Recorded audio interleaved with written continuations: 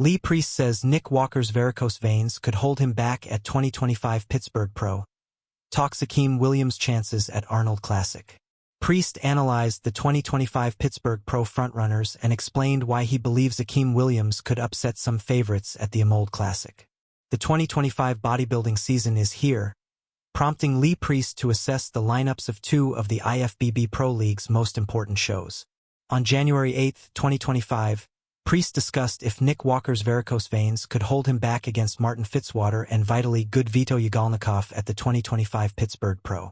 In addition, he touched on Akim Williams possibly upsetting some top contenders at the upcoming Arnold Classic event. Is set to host the men's open division for the first time and will feature an impressive cash prize of $100,000. But if he wants to emerge victorious, he'll also have to get through a host of threats including Vitaly "Good Vito" Yagalnikov. Before the Pittsburgh Pro takes over the IFBB calendar, fans are anxiously awaiting the Arnold Classic from February 27th to March 2nd. Reigning Mr. Olympia Samson Dauda and Derek Lunsford have received much of the attention heading into the contest, but Priest says it wouldn't be wise to count out James Hollingshead or Akim Williams. Lee Priest discusses 2025 Pittsburgh Pro frontrunners and Akim Williams' chances at the Arnold Classic. In a recent YouTube video, Priest was unsure how the Pittsburgh Pro would shake out between Walker, Good Vito, and Fitzwater. He believes judges might favor the shape and symmetry of Fitzwater, or they could prefer the freaky muscle density of Walker and Good Vito. It's going to be hard because Martin is a bit more symmetrical and that sort of thing, and Vito and Nick similar on the freaky muscle size. It's going to be interesting to see. People always talk about Nick's varicose veins. When you're looking at the legs, Good Vito's legs just look a lot cleaner lines because he hasn't got the veins. I think it's going to be very, very close between the three of them. If they all come in at their best, it's anyone's title.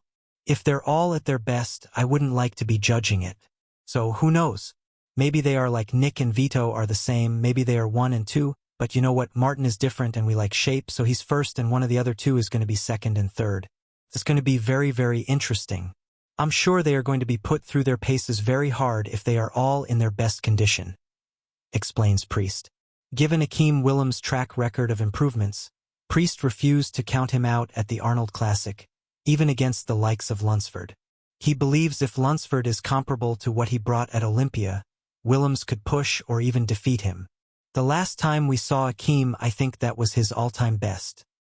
Yes, people are talking about Samson and Derek and everyone else at the Arnold Classic, but I think if Akim can repeat that. People are talking about Samson and Derek and everyone else at the Arnold Classic, but I think if Akim can repeat that condition or he's better, I think Akim can probably be pushing up there in the top 5, 4th spot.